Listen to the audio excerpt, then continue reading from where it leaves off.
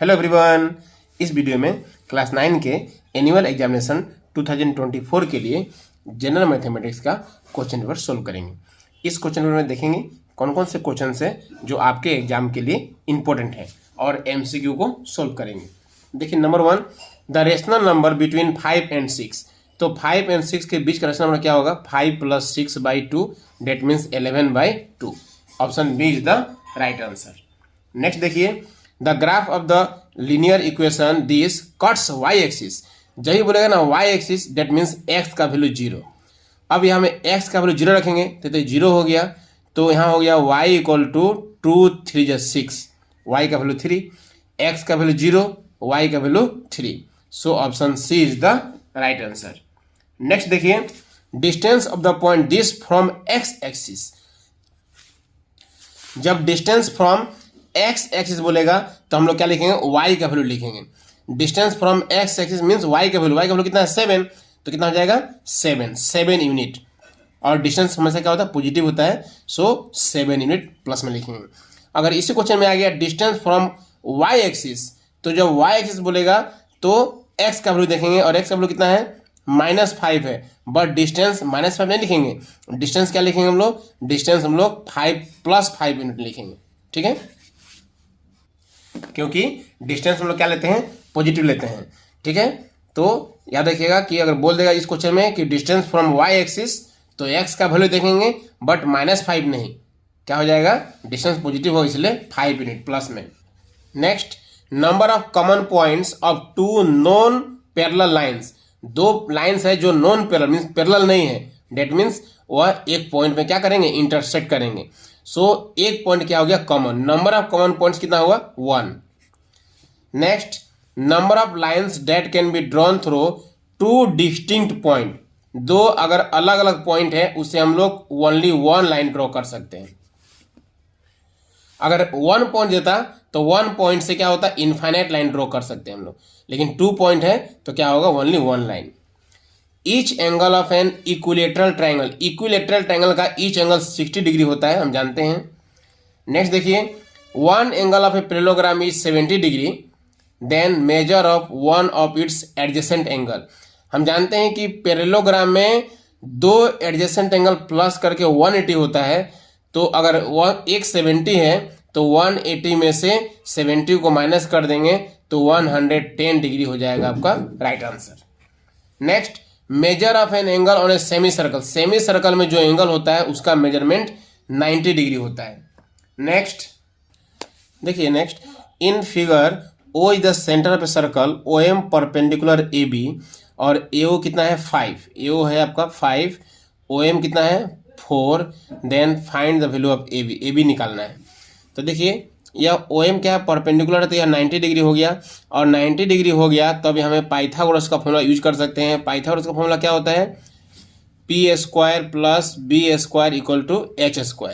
P means perpendicular, perpendicular क्या है? हमें OM है, तो OM का square plus B², B means base, base क्या है? AM है, तो AM का स्क्वायर = H का स्क्वायर। H का मतलब हाइपोटेनस, हाइपोटेनस क्या है? OA है, तो OA का स्क्वायर। सबका वैल्यू पुट कर दीजिए। OM का वैल्यू 4 का स्क्वायर, AM का वैल्यू नहीं है, और OA का वैल्यू 5 है तो 5 का स्क्वायर, तो AM का स्क्वायर = 5 का स्क्वायर 25, और 4 का स्क्वायर 16। जब उस तरफ जाएगा तो -16, तो 25 में 16 गया तो कितना बचेगा? 9। तो AM का स्क्वायर 9 है, तो स्क्वायर हटाएंगे तो 9 पे रूट लग जाएगा, और 9 का रूट कितना होता है? 3 होता है। तो देखिए यहाँ AM का वैल्यू कितना निकला? 3, तो AM का वैल्यू कितना हो जाएगा? 3। तो AM का वैल्यू 3 है तो BM का वैल्यू कितना होगा? 3। क्यों? क्योंकि AM और BM इक्वल होता है। कब? क्योंकि OM जब AB पे परपेंडिकुलर होगा, हम जानते हैं कि सेंटर से कोड पे जब परपेंडिकुलर ड्रॉ करते हैं तो कोड को क्या करता है? बाइसेक्ट करता है, डेट मीन्स AM = BM। तो AM अगर 3 है तो BM भी क्या होगा? 3।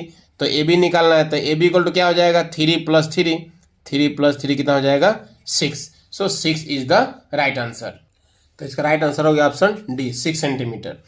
नेक्स्ट देखिए, the total surface area of a cylinder which is open in one end if its height is h unit and radius is r unit. देखिए total surface area of cylinder क्या होता है? 2πRh plus πr² plus πr², यह होता है total bit. लेकिन यहाँ क्या बोल दिया है, ओपन इन वन एंड, एक एंड ओपन है, डेट मीन्स ये वाला पार्ट नहीं आएगा, ये वाला नहीं आएगा। तो 2πRh plus πr², option C is the right answer. देखिए volume of a cube of length 6 centimetre, तो देखिए इसका एक साइड 6 सेंटीमीटर है, तो वॉल्यूम ऑफ क्यूब क्या होता है, ए का क्यूब, ए का क्यूब मीन्स साइड का क्यूब, साइड कितना है 6, तो 6 का क्यूब कितना हो जाएगा 216, option C is the right answer. Next देखिए, what do you mean by abscissa and ordinate, तो X coordinate is called abscissa, X coordinate को एब्सिसा बोलते हैं, and Y coordinate is called ordinate. What is the coordinate of origin, origin का coordinate होता है 0,0, origin का coordinate क्या होता है 0,0। अब देखिए रेशनलाइज, देखिए इसमें इंपॉर्टेंट है, रेशनलाइज कर लीजिएगा इसको practice. Examine whether x + 1 is a factor of this, तो देखिए x + 1 या फैक्टर है, चेक करना है तो इसको 0 लेंगे हम लोग, तो x + 1 = 0, तो यहाँ से x = क्या हो जाएगा +1, जब राइट में जाएगा तो -1। अब जहाँ जहाँ x है इसमें -1 रखेंगे, अगर इस पूरे का वैल्यू 0 आ जाता है तो हम बोलेंगे यस फैक्टर है, और नहीं आएगा 0 तो बोलेंगे नो फैक्टर नहीं है। अब देखिए क्वेश्चन 19 नंबर इंपॉर्टेंट है, यह चैप्टर 7 का है, एक्सरसाइज 7.1 का क्वेश्चन नंबर 3 है, देख लीजिएगा। नेक्स्ट देखिए question number 20, find the coordinates of the point in which the line represented by this cuts the coordinate axes.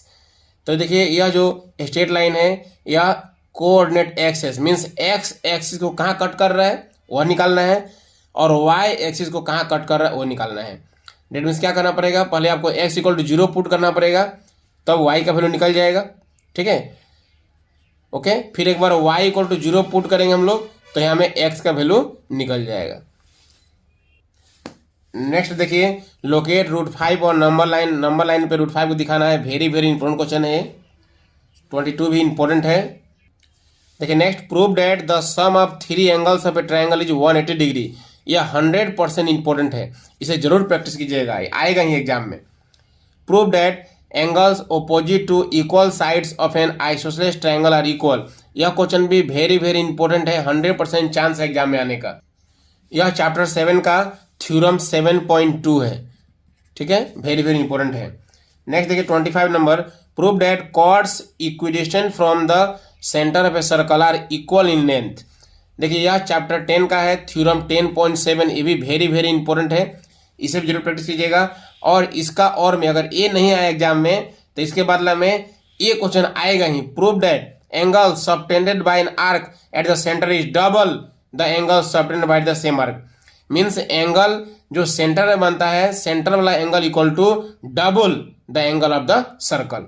तो ये दोनों थ्योरम में से एक थ्योरम आएगा ही, वेरी वेरी इंपॉर्टेंट है, 100% चांस है। अगर बाय चांस इन दोनों में से नहीं आया तो आप लोग थ्योरम चैप्टर 10 का थ्योरम 10.3, 10.4 और 10.11 ये प्रैक्टिस कर लेंगे तो आई होप आपको 100% एग्जाम में कॉमन इसमें से आ जाएगा।